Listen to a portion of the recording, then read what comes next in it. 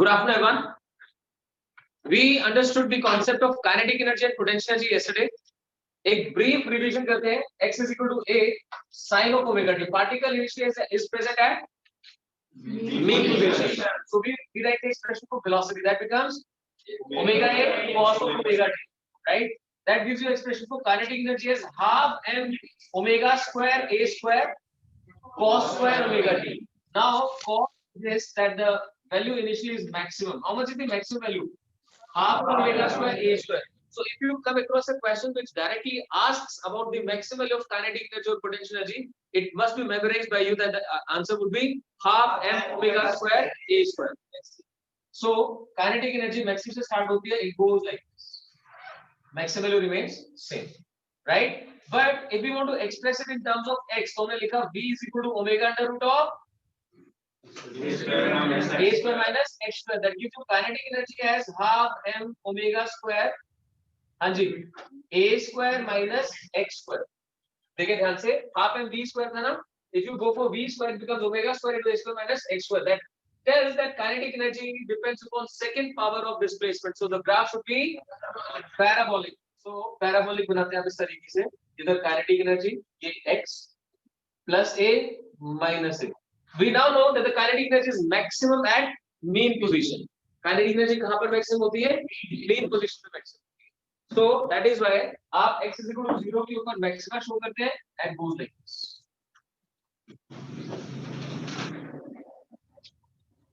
Right? Plus A minus A. Now using the same expression when we go for potential energy, we can start with potential energy is half k x square. So we can see अगर x के साथ ही graph बनाना है potential energy का, so it depends directly on square, and we know at mean position the potential energy is minimum. कई बार जब ये graph बनाते हैं तो बहुत सारे बच्चों को कंफ्यूजन हो जाता है that potential energy is zero at mean position. Potential energy may not be zero at mean position. समझ रहे हैं आप इस बात को? उसका एक क्वेश्चन आज आपको करवाऊंगा, समझाऊंगा उसके बारे में. Potential energy has to be minimum at mean position. Why? Because this is the position of stable equilibrium. याद है? अलग से लिखवाया था आपको कि mean position का मतलब क्या होता है. Mean position stands for equilibrium. कौन सा equilibrium? Stable equilibrium. और stable equilibrium potential energy कैसी होती है? Minimum. Zero नहीं याद रखना. हाँ, अगर kinetic energy at extreme पूछा जाता है, वो surely zero. So potential energy is minimum. तो ये ग्राफ ऐसे ही बन सकता है without any problem. ये ग्राफ ऐसे बन सकता है कि पोटेंशियल एनर्जी मिनिमम है, this is at mean position. But इस एक्सप्रेशन के अकॉर्डिंग नहीं बन सकता. इसके अकॉर्डिंग आप x0 पुट करोगे तो पोटेंशियल एनर्जी कितनी आ रही है? 0. दैट इज व्हाई हमने उसको 0 से स्टार्ट किया. बट अगर बाय चांस ऐसा भी आ जाए तो भी आपको क्लैरिटी मिल जाए कि हां भाई ये भी एसएचएम को रिप्रेजेंट कर रहा है. Hope it's clear everyone. Fine. और इसी में फिर आप टाइम के साथ जाना चाहेंगे तो x स्क्वायर पुट करेंगे, a square sin square omega t and k becomes equal to m omega square. So half m omega square A square sin square omega t. Now the particle starts from mean position. Initially the potential is bound to be 0 and kinetic energy is bound to be maximum. So kinetic energy maximum से start हुई है और potential energy 0 से start हुई है. एकदम complementary. So this is kinetic energy and this is potential energy. And this is total mechanical. तो last जो हमारा कल लिखना रह गया था that was total mechanical energy. लिखे? Total mechanical energy. It is sum of kinetic energy and potential energy. It is equal to sum of kinetic energy and potential energy. Sum of kinetic energy and potential energy. ठीक है? अब साथ में star mark करके लिख लीजिए. In the absence of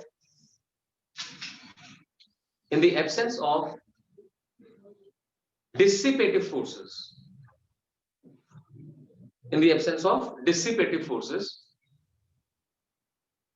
mechanical energy remains conserved.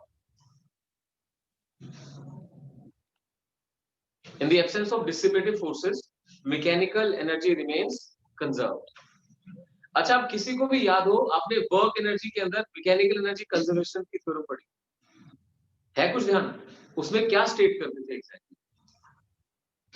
When does mechanical energy remain conserved? When only conservative forces are present. तो जो हमने स्टेटमेंट लिखी क्या है बिल्कुल सही लिखी है, पढ़ो ध्यान से, क्या है बिल्कुल सही है? नहीं, हमें क्या लिखना चाहिए? When only conservative forces are present. Clear हुआ? तो होता क्या है, नॉर्मली आप ये एक्सपेक्ट करते हैं कि सिंपल पेंडुलम को आपने डिस्प्लेस करके छोड़ दिया, अब वो ग्रेविटी के अंडर ऑसिलेट कर रहा है, जो टेंशन है उसका कोई रोल नहीं है बिकॉज वो हमेशा डिस्प्लेसमेंट के परपेंडिकुलर एक्ट कर रही है, बट जो एयर फ्रिक्शन है वो रोल प्ले करता है। अगर मैं आपको दूसरा एग्जांपल दूं कि स्प्रिंग है, स्प्रिंग के साथ मास अटैच, आपने हल्का सा डिस्प्लेस करके छोड़ा और जिस सरफेस के ऊपर वो मास स्लाइड कर रहा है उस सरफेस पे फ्रिक्शन है, तो फिर से वही चीज आ जाएगी, फ्रिक्शन की वजह से क्या होगा, धीरे धीरे उसकी एनर्जी डिसिपेट हो जाएगी। मान लो आपने स्टार्टिंग में यहां तक खींच के छोड़ा था, तो धीरे धीरे क्या होगा, ऐसे करते करते करते करते डाई आउट हो जाएगी उसकी, एग्री? बट इसमें एक और चीज तो हो सकती है, कोई एक्सटर्नल फोर्स भी तो लगाया जा सकता है along with, समझिए ध्यान से, along with the restoring force there may be presence of an external force। अगर एक्सटर्नल फोर्स प्रेजेंट है जो कॉन्टिन्यूसली एक्ट कर रही है तो सिस्टम में वर्क करेगी, तो उसके प्रेजेंस में मैकेनिकल एनर्जी का कंजर्व रहना जरूरी नहीं, ठीक है? तो यहाँ पे मैं स्पेसिफिकली आपको बोल रहा हूँ, अगर हमने कोई एक्सटर्नल फोर्स अप्लाई नहीं करी है और सिस्टम को डिस्प्लेस करके छोड़ दिया है, तब अगर डिसिपेटिव फोर्सेस नहीं है जैसे कि फ्रिक्शन नहीं है, तो मैकेनिकल एनर्जी रिमेंस कंजर्व। यहाँ पे आप ब्रैकेट में फिर से लिख दीजिए, no external force is present,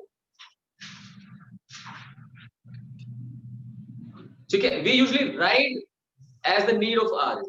क्यों? यहाँ पे क्या है, आपने डिस्प्लेस करके छोड़ दिया, तो बेसिक रिक्वायरमेंट ये थी कि आप समझे कि फ्रिक्शन नहीं है तो ऑसिलेशन जितनी शुरू में थी हमेशा उतनी बनी रही, तो हर बार मेन पोजीशन को क्रॉस करते हुए सेम काइनेटिक एनर्जी, हर बार सेम एक्सटेंशन या सेम कंप्रेशन, बट जैसे ही फ्रिक्शन आया तो धीरे धीरे वो एनर्जी डिसिपेट होती जाएगी और ऑसिलेशंस डाई आउट करते हैं, ठीक है? क्लियर? तो मैकेनिकल एनर्जी कितनी होगी? What is total mechanical energy? Kinetic plus potential, तो लिख देते हैं total energy is equal to kinetic plus potential. अब इसको फाइंड करने के दो तरीके हमारे पास, या तो हम x वाला एक्सप्रेशन डाल दें या फिर टाइम वाला, दोनों लिख देते हैं। तो अगर मैं काइनेटिक एनर्जी के लिए half m omega square a square sin square omega t लिखूं, तो पोटेंशियल एनर्जी के लिए क्या आएगा?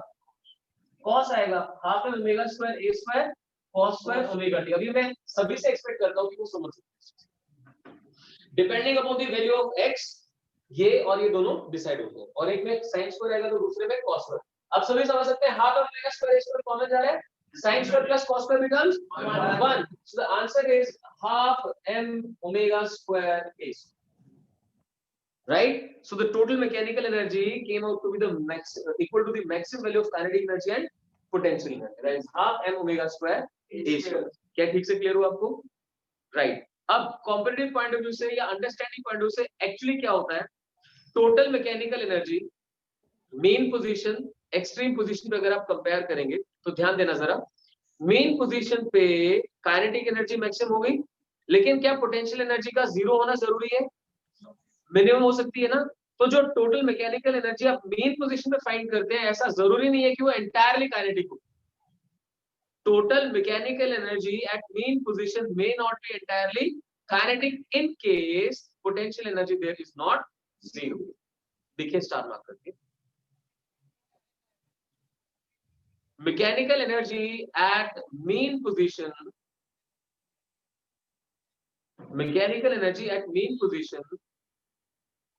may not be entirely kinetic,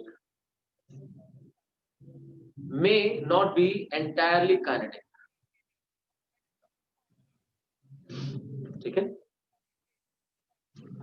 fine, हम x के फॉर्म में भी कर देते हैं, A is equal to, याद करो काइनेटिक एनर्जी का एक्सप्रेशन क्या था, half m omega square a square minus x square. याद करो मेरे साथ साथ इसको नहीं था, क्यों? क्योंकि पोटेंशियल एनर्जी में हाफ के x स्क्वायर आता है, उसमें डायरेक्टली x स्क्वायर आता है, half m omega square x square, right? यहाँ पे क्या होता है, half m omega square a square minus x square, add कर देते हैं, plus half m omega square x square.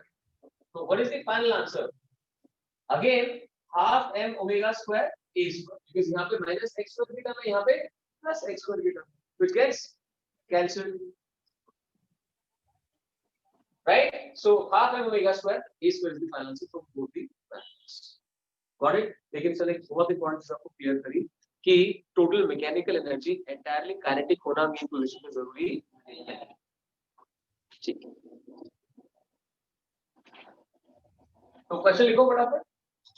Find the displacement, find the displacement at which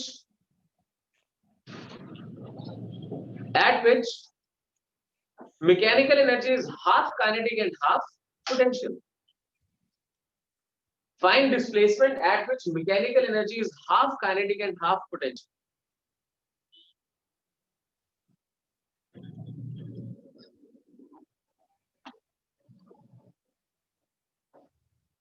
हो गया? करो, फॉर्मूला पता है आपको? क्वेश्चन की रिक्वायरमेंट देखो, हाफ काइनेटिक हाफ पोटेंशियल मतलब दोनों इक्वल है, kinetic is equal to potential. उसके बाद टाइम के बारे में पूछा है या पोजीशन के बारे में पूछा है? तो आप सबको पता है पोजीशन की फॉर्म में काइनेटिक और पोटेंशियल को कैसे लिखना है, पता है ना? तो लिखो फटाफट, इक्वेट करो। So kinetic energy is equal to potential, लिखे लिखे शाबाश, kinetic equal to potential. So kinetic का एक्सप्रेशन क्या है? Half m omega square into, थोड़ा जोर से बोले, half m omega square into a square minus x square. शाबाश, याद करें साथ साथ। सो नाउ जस्ट इमेजिन अगर आपको फॉर्मूला लर्न नहीं है तो क्वेश्चन गया था, और अदरवाइज कुछ भी नहीं है। So half m omega square a square minus x square is equal to half omega square x square.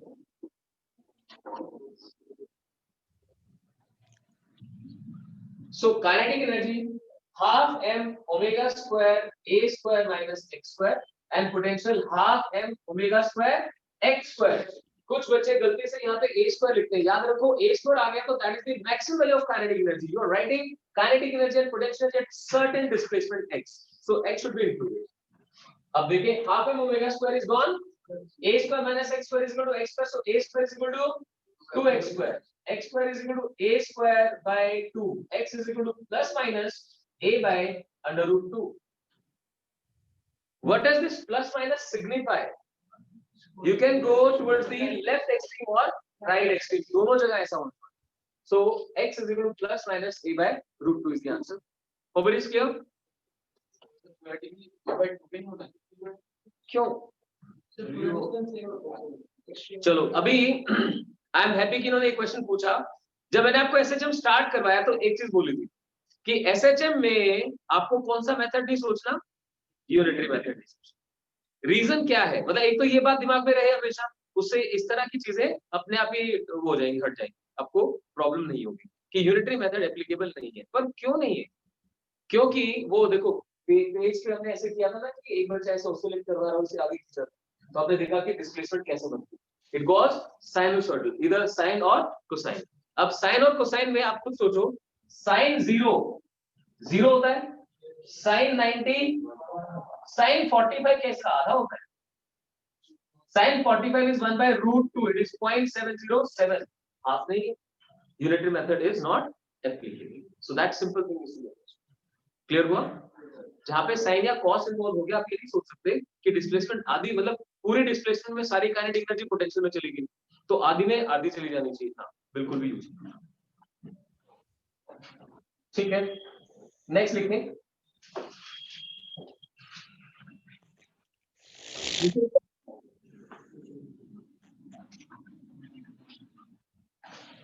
If the particle starts oscillating from mean position, if the particle starts oscillating from mean position with time period capital T, with time period capital T, after what time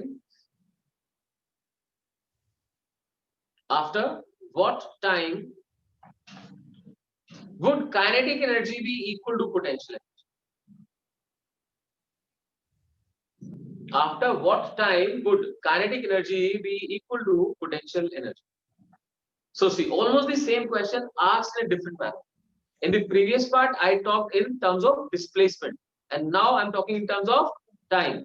So अगर कोई बिना solve किए answer करना चाहे तो hand raise करके answer कर सकते हैं।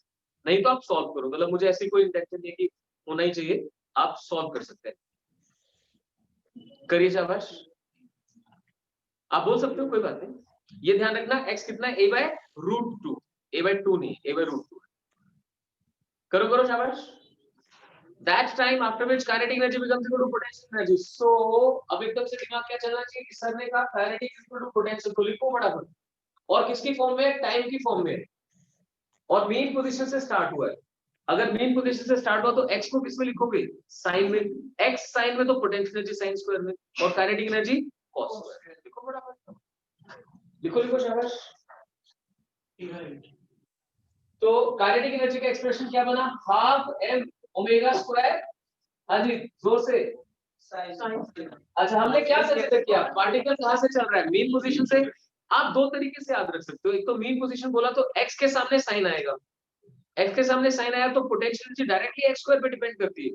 Try to make that link, मैं कोशिश करो आपसे बार-बार डिस्कस करने की, आप इसे घर के लिए ना लेके जाएं, इस क्लासरूम में सीख के जाएं। सर बार-बार कह रहे हैं कि अच्छा मेन पोजीशन x के सामने साइन, उसमें आप सब परफेक्ट हो, आई नो दैट, बट एक छोटा सा लिंक और बनाओ कि पोटेंशियल एनर्जी में x स्क्वायर आता है यार, तो x स्क्वायर मतलब साइन स्क्वायर आ गया, गॉट दैट। और जो काइनेटिक एनर्जी होगी उसमें ऑपोजिट आएगा, तो cos स्क्वायर। सो यहाँ पे आएगा cos square omega t, that should be equal to half m omega square, हाँ जी a स्क्वायर रहेगा ना बीच में, a square sin square omega t, तो half m omega square a square gets cancelled, cos square omega t is equal to sin square omega t, तो लिख सकता हूँ tan square omega t is equal to 1, tan omega t is equal to 1, right, plus minus में लिख सकते हो, no doubt. तो omega t is equal to pi by 4, pi by 4, so भाई t becomes equal to pi by 4 omega, पर omega की value क्या होती है, 2 पाई बाय t होती है, so pi gets cancelled, it comes out to be t by, ठीक है ना। सो मेडिकल स्टूडेंट्स को मैंने पहले भी कहा, फिर कह रहा हूं, आपको ट्रिग्नोमेट्री का कोई भी डर नहीं रखना है, it is very very important to be familiar with trigonometric terms and how to solve them, have a good idea about the all four quadrants, कौन सा कहां पॉजिटिव होता है कहां नेगेटिव होता है। तो इसके दो आंसर्स बन सकते हैं, tan omega t is equal to plus minus 1, अगर मैं प्लस माइनस 1 करूं तो ओमेगा t की दो पॉसिबल वैल्यूज हैं, एक तो मैंने लिख दी पाई बाय 4, अब कोई और बताए tan कौन-कौन से क्वाड्रेंट के अंदर नेगेटिव होता है, पॉजिटिव तो मैंने कंसीडर कर लिया, पॉजिटिव कौन-कौन से में होता है, फर्स्ट में और थर्ड में होता है, और नेगेटिव किस में होता है, तो मैं सेकंड के पॉइंट से क्या लिख दूं, दिस और 3 पाई बाय, आप 3 पाई बाय 4 के according, hope it is clear.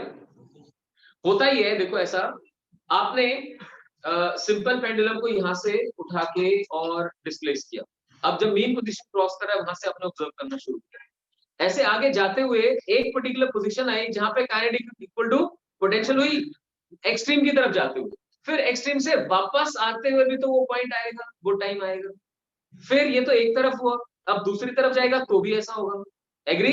तो टोटल कितनी बार होगा, 4 टाइम्स, इसीलिए चारों क्वाड्रेंट्स में पॉसिबल 4 पॉसिबिलिटीज बन रही है, +1 कहां first quadrant and third quadrant, and -1 कहां second quadrant and fourth quadrant, so this is the understanding you need to have, मतलब पूरी चीर फाड़ कहते हैं ना कि पूरा डाइसेक्शन करके देखना, तो आपको ये क्लैरिटी होनी चाहिए कि when it moves we have to talk about first quadrant and second quadrant and third quadrant and fourth quadrant, there are 4 possibilities of time and 2 possibilities of position, जिसके लिए kinetic energy becomes equal to potential energy. तो ऐसा question objective में आ सकता है कि during oscillation of a particle how many times does kinetic energy become equal to potential energy, 4 times, got that, चलिए फाइन।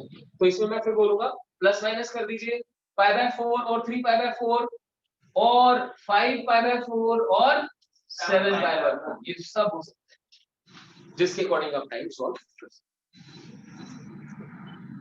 ठीक है। अब स्टार मार्क करके लिखते हैं, आप जो ऑनलाइन क्लास कर रहे हैं, मैं फिर बोलूंगा the number of students today जो यहाँ आते थे वो घर से क्लास कर रहे हैं, you need to give me explanation कि आज आप यहाँ पे क्यों नहीं आए। अमन आप पहले अच्छे भले आ रहे थे, आपने आना बंद क्यों किया है, हरगुन, जान्या, नंदेश, परनीत, पर्व, know consider it a compulsion, mandatory consider करें यहाँ पे क्लास करना। चलिए देखें, तो आपके पास 4 ऑप्शंस आ गई टाइम की, समझ सकते हैं। तो t/8, फिर t/8 गया, फिर t/8, यानी t/8 के बाद 3t/8। मेरे साथ ध्यान से समझना मैं क्या बोल रहा हूँ। मीन पोजीशन से स्टार्ट किया आपने, मीन से t/8। अब आपको पता है मीन से एक्सट्रीम जाने में कितना टाइम लगता है, t/4। सो t/8 आगे, फिर वापस t/8, तो t/8 और 3t/8, फिर t/8, फिर t/8, यानी 5t/8, फिर 7t/8। बहुत ही आसान है। सो जैसे मैं ये करता हूँ, आप लोग कोशिश किया करो, जब रिवाइज करते हो तो you try to understand the same way, because when you solve objective question it's not required कि आप मैथमेटिकल इक्वेशन से ही क्वेश्चन सॉल्व करें। इसीलिए मैंने आपको लर्न करवाया कि अगर पार्टिकल को मीन पोजीशन से एक्सट्रीम के मिड तक जाना है तो टाइम कितना लगता है, t/12, t/12 मीन पोजीशन के मिड, मतलब मीन से एक्सट्रीम के मिड तक जाना। तो ये सब चीजें इसीलिए बताई गई, इसलिए याद करवाई गई कि जब ऑब्जेक्टिव क्वेश्चंस करो तो आपको मैथ्स की हेल्प बार-बार ना लेनी। ठीक है, ट्राई एंड अंडरस्टैंड दैट। ये कुछ वैसा ही है जैसे याद करो कि आपको जब काइनेमेटिक्स स्टार्ट करवाया था तो शुरू में कहा गया कि अरे कोई ऑब्जेक्ट ऐसे से नीचे गिर रहा है तो कितना टाइम लगता है। तब आपको लग रहा था कि यार याद भी करना पड़ेगा क्या, पर अभी बहुत सारे बच्चे ऐसे जिनको वो अच्छे से लर्न है, √2h/g, दैट्स इट, तो हेल्प करता है। ठीक है, सो नेक्स्ट मूव ऑन करते हैं। अब हम लोग एप्लीकेशंस में जाएंगे भाई, किस किस सिचुएशन के अंदर, जैसे स्प्रिंग और पेंडुलम दो मेन है जो हमें करने हैं। तो पहले स्प्रिंग से स्टार्ट करते हैं। राइट डाउन, लिखिए, to show that object of mass m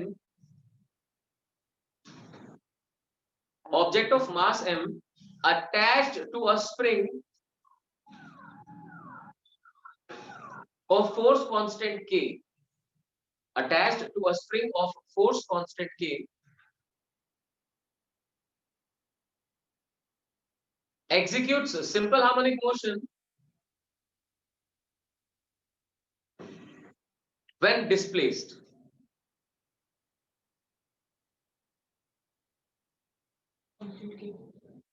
Constant k executes simple harmonic motion when displaced and calculate the time period of oscillation.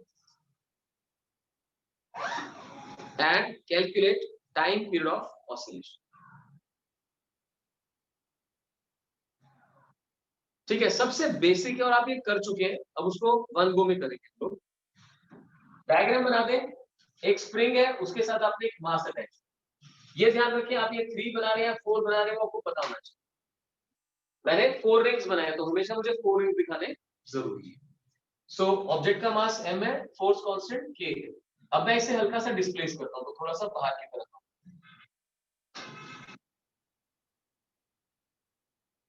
This is mean position, it being displaced through x। हमेशा ध्यान रखें x आप अगर middle से show करें तो middle तक ही show करें। If it be displaced through x, then a backward force is going to act, which is given by F is equal to minus kx।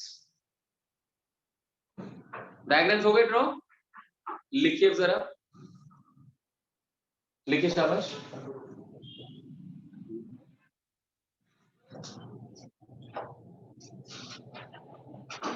Let the mass be displaced through x, small x लिखना। Let the mass be displaced through x as shown in diagram,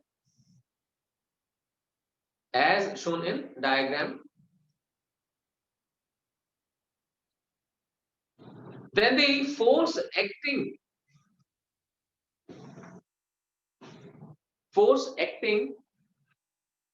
due to extension in spring, force acting due to extension in spring, कितनी force आ गई, F is equal to minus के, हम scalar में डाल देंगे, minus के x.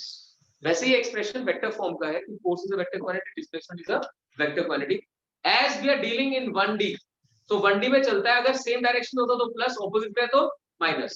That's why we can directly go for F is equal to minus kx। अब याद रखना, इसके इनफाइनाइट नंबर ऑफ क्वेश्चंस बनते हैं, इवन ये तक क्वेश्चन बनता है कि अर्थ है, अर्थ के बीचों बीच आपने एक टनल बनाई, उस टनल के बिल्कुल सेंटर में ग्रेविटी जीरो होगी, अर्थ के सेंटर में ग्रेविटी जीरो होती है, आपको वहां बिठा दिया गया और हल्का सा डिस्प्लेस करके छोड़ दिया, तो अब वहां पे क्या करेंगे, ऑसिलेट करते रहेंगे।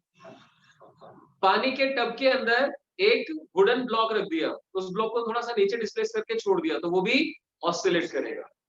एक बॉटल है, उस बॉटल की नेक में एक बॉल को ऐसे एडजस्ट किया गया है कि वो इक्विलिब्रियम में है। व्हाई? बिकॉज बॉटल के अंदर कोई गैस है, एयर है या कोई और गैस है, उसका जो अपवर्ड प्रेशर है, उसकी फोर्स ने वेट को बैलेंस किया है। आपने उसको हल्का सा नीचे प्रेस करके छोड़ा तो वो भी ऑसिलेट करती है। जितनी सिचुएशन सोच सकते हो वो बनती है। और एक बता देता हूं, जैसे मान लीजिए एक रिंग है, राइट, रिंग के बिल्कुल सेंटर में एक मास को रख दिया। कोई मुझे बताएगा अगर रिंग में यूनिफॉर्म मास डिस्ट्रीब्यूशन है, सेंटर में रखे हुए मास के ऊपर टोटल फोर्स कितनी एक्ट करेगी? जीरो। कारण क्या है? उस रिंग के जितने एलिमेंट्स हैं वो सब उस पार्टिकल को अपनी तरफ खींच रहे हैं। ग्रेविटेशन फोर्स अट्रैक्टिव होती है, पता है सबको, तो सारे एलिमेंट्स उस बीच वाले मास को अपनी तरफ खींच रहे हैं, तो नेट फोर्स कितनी बना दी? जीरो। अब मान लीजिए जैसे ये रिंग रखा हुआ है, इसकी एक्सिस ऐसे बनेगी, आपने उस मास को एक्सिस के लोग थोड़ा सा डिस्प्लेस करके छोड़ दिया, जैसे ही थोड़ा सा डिस्प्लेस करोगे तो ये सारे के सारे एलिमेंट्स से वापस खींचेंगे, तो वो ऐसे करके ऑसिलेट करना शुरू करेगा। उसमें भी टाइम पीरियड निकाला जा सकता है। सेम क्वेश्चन इलेक्ट्रोस्टैट्स में बनेगा कि अगर एक पॉजिटिवली चार्ज रिंग है और उसके सेंटर में नेगेटिव चार्ज को रख दिया, नेगेटिव चार्ज को थोड़ा सा डिस्प्लेस करोगे तो सारे पॉजिटिव चार्ज क्या करेंगे, उसे वापस खींचेंगे। So this way, infinite number of questions, infinite number of situations can be talked about, जिसमें आप SHM questions कर सकते हैं। But for now, we'll concentrate basically on 3-4 things जो मैंने अभी initially आपको बताया, ठीक है? चलिए शुरू करते हैं। For a displacement x as shown in the diagram, the force acting on it becomes x equal to minus kx। तो भाई ये तो SHM की कंडीशन को सेटिस्फाई कर गई। कैसे कर गई? SHM तब होता है when the force is directly proportional to displacement and it is directed opposite to it. So minus sign shows it is directed opposite and first power of x shows it depends directly on x। तो मैं फिर कहता हूँ, यहाँ से आगे बढ़ने से पहले हर बच्चे की बात क्लियर हो जानी चाहिए। किसी भी सिचुएशन में अगर आप ये प्रूव कर पाए कि f is equal to negative of something into x, तो that surely represents SH। Clear? अगर x स्क्वायर है तो ऑसिलेशन तो है लेकिन SHM नहीं। आगे बात समझ अच्छे से लिखिए जरा, लिखिए। It satisfies the basic condition of SHM. It satisfies basic condition of SHM. Basic condition of SHM. That is, force is directly proportional to displacement. Directly proportional to displacement and directed opposite to it. And directed opposite to it. Comma डाल के, hence SHM takes place.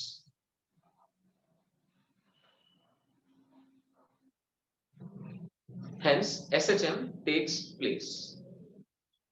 ठीक है, होगी पहली चीज। अब क्या निकालना है? Time period. कोई सजेस्ट करेगा यहां से मैं टाइम पीरियड की तरफ कैसे जा सकता हूं? How can I calculate time period from this? ठीक बोल रहा था कोई? f को ma लिख लो यहाँ पे। f is equal to ma is equal to minus kx, a is equal to minus k by m into x, then comparing with a is equal to minus omega square x। लिखने से पहले अच्छे से याद कर लो इस चीज को, राइट? जैसे f is equal to minus kx basic condition है, वैसे ही a is equal to minus omega square x भी बेसिक कंडीशन। ठीक है, अब ये समझना, इसको तो हम करेंगे ऐसे, बट सपोज इस टाइप का क्वेश्चन आप ऑब्जेक्टिव में कर रहे हैं जिसमें आपको कहा जाता नहीं मुझे नहीं पता, तुम्हें तो यहीं से टाइम पीरियड का एक्सप्रेशन लिखना है। तो किसी को याद है टाइम पीरियड का एक्सप्रेशन क्या आया था? t is equal to 2 by under root of m by k आया था ना? t is equal to 2 by under root of m by k। तो जो भी x के साथ लिखा हुआ है वो k है। m तो मास है, मास पता होगा हमें, 2 पाई है, अंडर रूट है, m पता है, k बचा था, k यहां से बच जाएगा। तो सपोज मैं आपको बोलूं f is equal to minus under root 2x, तो टाइम पीरियड क्या बन गया? 2 by under root of m by under root 2। That's it. Clear हुआ? तो न्यूमेरिकल्स के पॉइंट ऑफ व्यू से पूरा सॉल्व करने की जरूरत नहीं होगी, सीधा यहां से उठा के डाल। बट अभी यहां हम पूरी डेरिवेशन लिखें।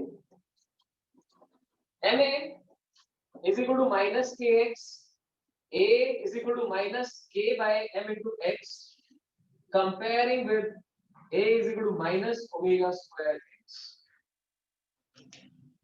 F was equal to minus kx, so m is equal to minus kx, a is equal to minus k by m into x, comparing with.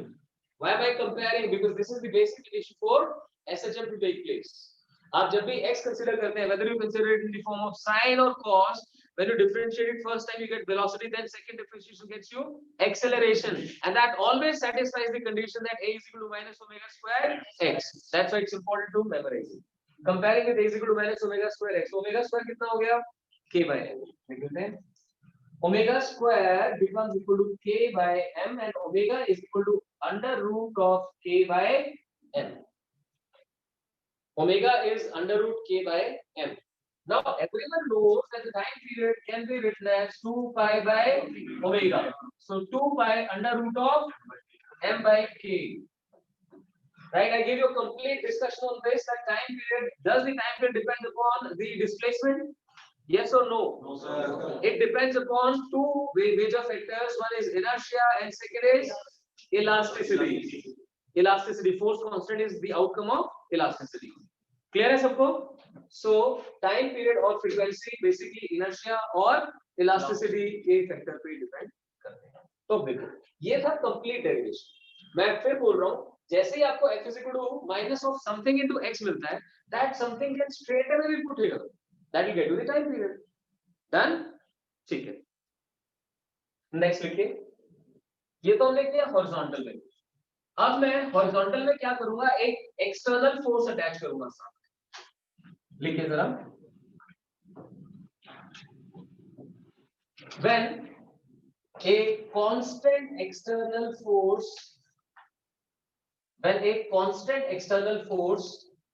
acts, तो force constant तो k है. This was the initial mean position, but अब पता नहीं ये होगी कि नहीं होगी. आप बस अभी ऐसे लिखो पहला. There was a block of mass m which was attached to a spring of force constant k. Now what happened? You applied a force F on it. You applied a force F on it. जैसे आपने इसके ऊपर F force apply की, तो main position हो गई shift. ये बन गई हमारी नई मेन पोजीशन. क्योंकि मेन पोजीशन का एक ही मतलब है, जहां पर नेट फोर्स 0 हो जाए, है ना. अगर मैं इस पोजीशन में फोर्स लगाता हूं तो वो फोर्स रिजल्टेंट फोर्स बन गई, क्योंकि स्प्रिंग के अंदर तो ना कोई कंप्रेशन है ना ही कोई एक्सटेंशन है. So there is no force in the spring.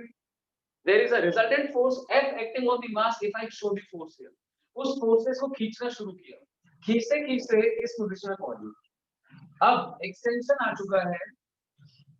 आप लिखेंगे ये यहां से लेके यहां तक का extension, suppose x not. This extension भी x नॉट. इस x नॉट एक्सटेंशन में बैकवर्ड फोर्स कितनी लगी बोल सकते हैं आप? स्प्रिंग का फोर्स कांस्टेंट कितना है? k. और स्प्रिंग में एक्सटेंशन कितना आ गया? x naught. तो उसमें बैकवर्ड फोर्स कितनी लगी? हाँ, माइनस साइन में यहाँ पे इसलिए लिखो क्योंकि मैं डायरेक्शन शो कर रहा हूँ. बैकवर्ड कितनी? kh. हर कोई समझ सकता है इस बात को. तो मान लीजिए ये वो पोजीशन है जहां पे kh नॉट ने f को बैलेंस कर दिया, तो ये क्या बन गई? Main position. तो प्लीज एक एक पॉइंट को बड़े ध्यान से समझना. हालांकि मैंने वर्क एनर्जी में जब कंपटीशन पार्ट करवाया था तो उन बच्चों को ये सब चीजें बताई थी, तो वो इसको एज अ रिवीजन समझना. मैंने आपको मेन पोजीशन और एक्सट्रीम पोजीशन के बारे में समझाया था. मेन पोजीशन पे आप फोर्स का डिस्कशन करते हैं, एक्सट्रीम पोजीशन पे आप एनर्जी का डिस्कशन करते हैं.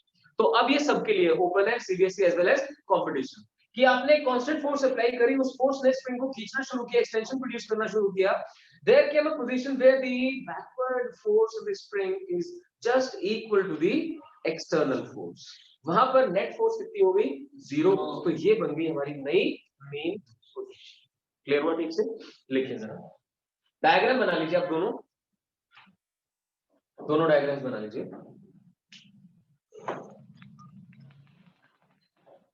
और यहाँ पे इसके बाद एक डायग्राम और बनना है एक्सट्रीम के लिए.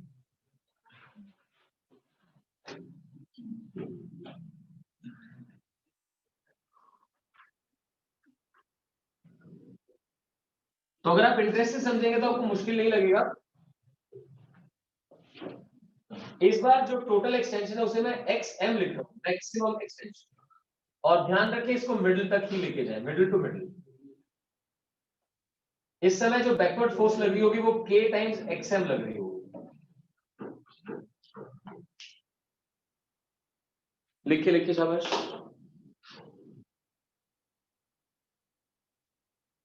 आपने external force, constant external force F apply की, तो x नॉट एक्सटेंशन के बाद क्या आ गई, मेन पोजीशन, जहां पे कि x नॉट ने F को बैलेंस कर लिया।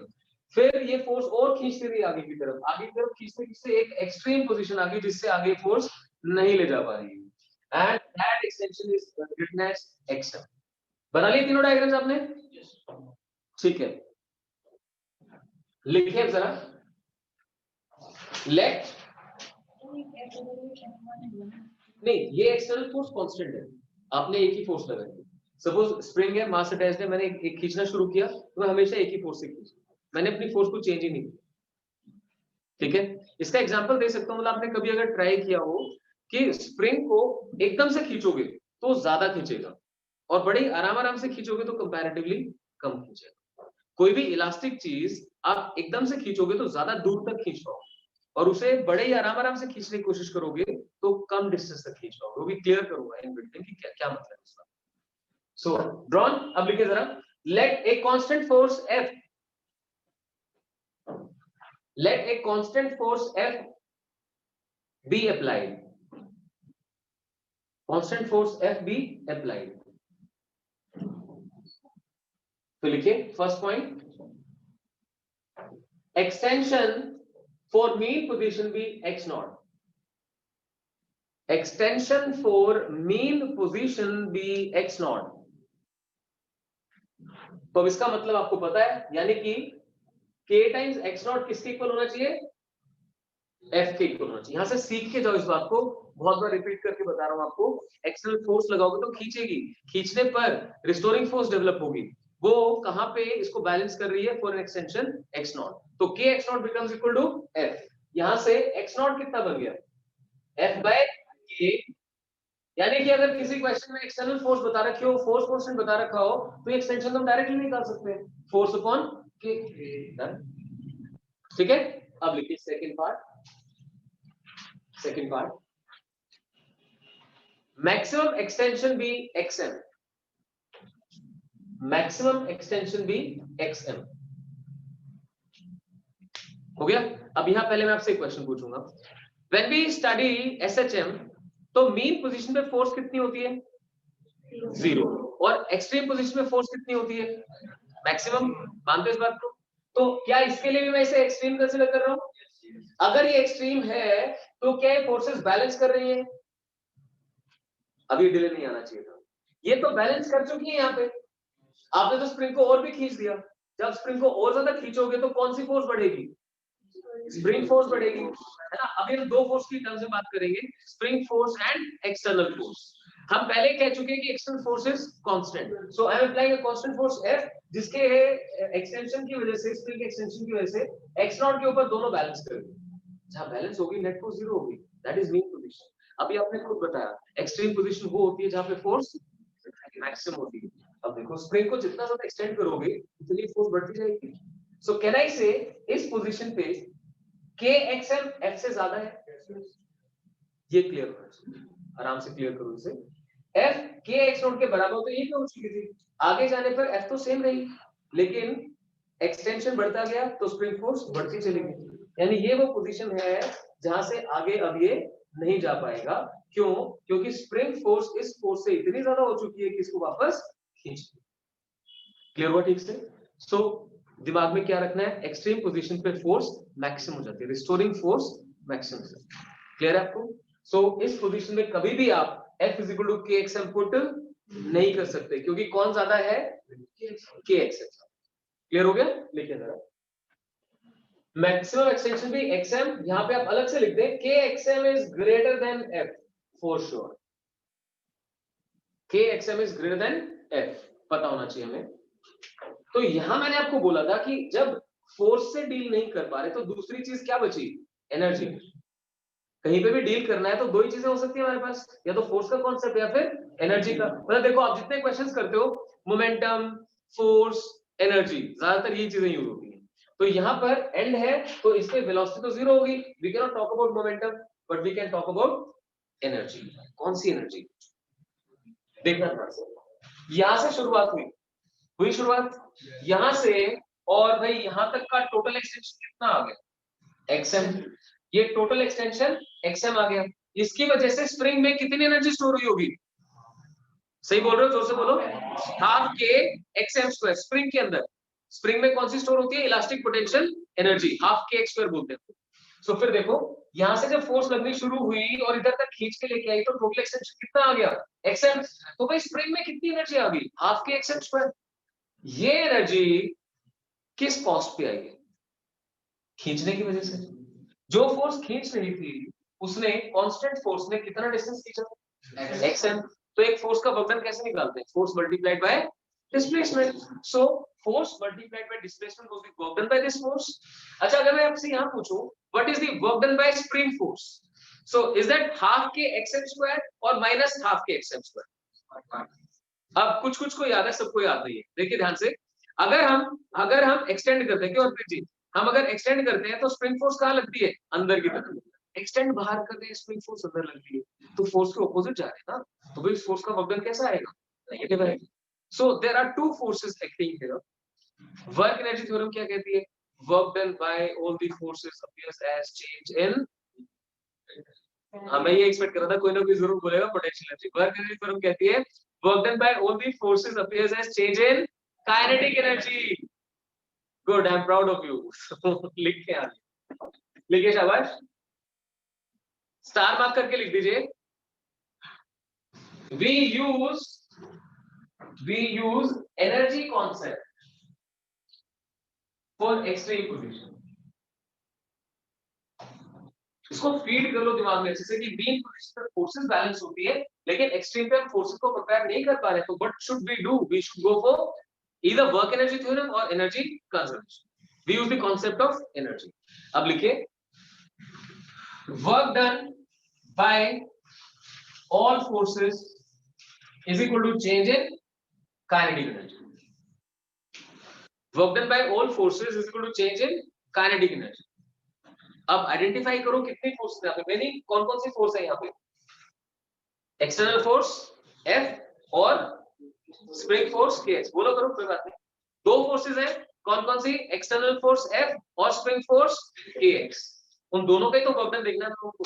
तो आपको क्लियर किया मैंने, क्योंकि फोर्स कांस्टेंट है और डिस्प्लेसमेंट इसी के डायरेक्शन में हुई है, तो इसका वर्क डन कितना हो जाएगा, भारती क्या लिखूं, फोर्स मल्टीप्लाइड बाय डिस्प्लेसमेंट, है ना। जिसका भी नाम लेता हूं वो ऐसा हो जाता है, मेरे से क्यों पूछ लिया। तो कंफर्टेबल हो जाओ, मतलब यू शुड नॉट फील किया इस और पता नहीं क्या हो जाएगा, ये हो जाएगा। आपसे पूछ के आपको कंफर्टेबल करने का ही बेसिक आइडिया, राइट। मैं बार बार आपको बोलता हूँ, the kind of exam you are preparing for would check you at every step, so you need to have that much of confidence. कोई कुछ पूछे तो हाँ पूछो, बता दे क्या, right. So try to get to that. चलिए फोर्स कांस्टेंट है, एक्सएम क्या है, डिस्प्लेसमेंट, तो वर्क डन कितना हो गया, F into XM। तो लिखते जाए F into XM, this is work done by external force and second one is spring force। अभी क्लियर किया, अगर एक्सटेंशन हुई है या कंप्रेशन हुआ है तो स्प्रिंग फोर्स के ऑपोजिट होता है, तो स्प्रिंग फोर्स का वर्क डन कैसा हो जाता है, नेगेटिव, माइनस हाफ के एक्सएम स्क्वायर। अगर किसी को भी ये चीज समझ नहीं आ रही है तो काइंडली रेज है, मतलब डेरिवेशन की बात नहीं कर रहा हूं, डेरिवेशन तो पता होनी चाहिए कि हाफ के एक्स स्क्वायर होता है, work done by spring force is negative, so that should be equal to 0। Why am I writing 0, because इस इनिशियल पोजीशन और इस फाइनल पोजीशन को देखिए, इस पोजीशन पे क्या ये मास रेस्ट पे था, अभी तो कोई फोर्स नहीं लगी थी, ये रेस्ट पे था।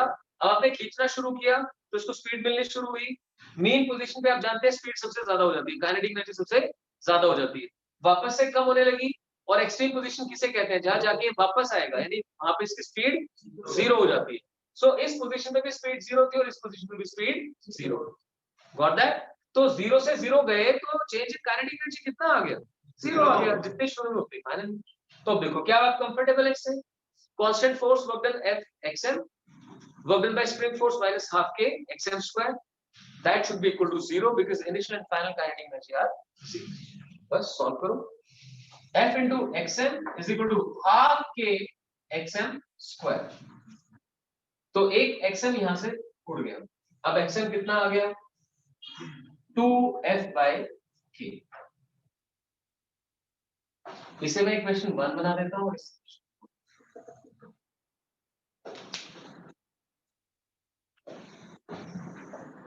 Equation 1 and equation 2. ठीक है, दोनों आंसर्स को ध्यान से देखो. क्या सभी कर चुके हैं यहां तक? ध्यान से देखो दोनों को. x नॉट क्या आया? f by k. और xm कितना आया? 2f by k. डबल आ गया. डबल आ गया. बस इतनी सी बात याद करनी है. तो अब कोई मुझे बताएगा एम्पलीट्यूड की डेफिनेशन क्या होती है? मैक्सिमम डिस्प्लेसमेंट, है ना? तो इस केस में एम्पलीट्यूड कितनी है? मैं फिर पूछता हूँ. इस बार एक काम करते हैं, हैंड रेस करके आंसर करना. ठीक है, क्योंकि बोलने में कोई कुछ बोलेगा, कोई कुछ बोलेगा. आपको अगर एम्पलीट्यूड की डेफिनेशन क्लियर है तो आप मुझे बताएं कि इस केस में what is the amplitude of SHM. Raise hand to try to answer. आप बताओ. Okay okay x naught. Okay, तो हाँ, बेसिक जो डेफिनेशन थी वो ये थी, मैक्सिमम. लेकिन वो कहां से देखनी है? Maximum displacement. पर डिस्प्लेसमेंट कहां से देखी जाती है? मीन पोजीशन से. मीन पोजीशन अब ये नहीं है. मीन पोजीशन ये से. यहां से मैक्सिमम डिस्प्लेसमेंट ये भी है और मैक्सिमम डिस्प्लेसमेंट ये भी. तो आपको एक्चुअली इसमें सुना ध्यान से, अगर एग्जाम में है तो आपको लिखना xm minus x नॉट ही है, राइट? हालांकि x naught is equal to xm minus x naught in this case, but still you are supposed to write total extension minus extension for mean position. तो देखो फिर से formula जो बना वो कॉन्सेप्ट से बना ना. आपका कॉन्सेप्ट स्ट्रांग होना चाहिए कि amplitude is maximum displacement, but that displacement is to be defined from mean position. So first identify the mean position, यानी मुझे ये फाइंड करना था. ये कैसे निकलेगा? xm minus x not. Kindly write down. Amplitude A is equal to xm minus x naught. That is 2f by k minus f by k is equal to f by k.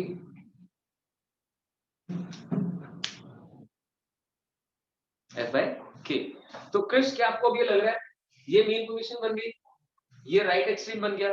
क्या ये left extreme है? ये इससे पीछे तक जाएगा, यही तक आएगा. f by k, f by k. तो जो अदरवाइज मेन पोजीशन होती वो एक कांस्टेंट फोर्स लगाने के बाद क्या बन गई? Left extreme, right? आपको मजा आया क्वेश्चन करके? तो इस क्वेश्चन ने आपको कुछ चीजें समझाई कि भाई मेन पोजीशन का मतलब फोर्स से होता है, और एक्सट्रीम पोजीशन पे आप एनर्जी का कांसेप्ट लगाते हैं, वर्क डन का कांसेप्ट लगा सकते हैं. You could identify there are two forces in this. One is constant, one is variable. Work done by the constant force is positive because the displacement has taken place in its own direction, and work done by the variable force has come out to be negative because the displacement was opposite to it. Minus half k xm square. आपने use किया और final answer done. ठीक है, अब इसमें अगर मैं आपसे पूछूं कि टाइम पीरियड का एक्सप्रेशन क्या होगा, क्या टाइम पीरियड अब भी 2 pi under root m by k होगा? Yes, it will still be 2 pi under root m by k. याद रखें, टाइम पीरियड या फ्रीक्वेंसी एक्सटर्नली लगने वाली कांस्टेंट फोर्स. अगर फोर्स वेरिएबल है तो चेंज हो सकता है. अगर एक्सटर्नल फोर्स आपने कांस्टेंट अप्लाई करी है तो उससे टाइम पीरियड या फ्रीक्वेंसी चेंज नहीं होगी. वो डिस्कशन करना होगा तो कंपटीशन के साथ लिखे स्टार मार्क करके. Time period and frequency of oscillation, time period and frequency of oscillation is not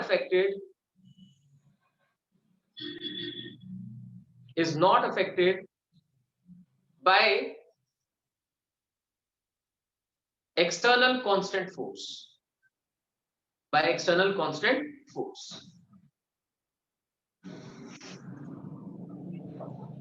So इस केस में टाइम पीरियड का एक्सप्रेशन क्या आ जाएगा? 2 पाई अंडर रूट ऑफ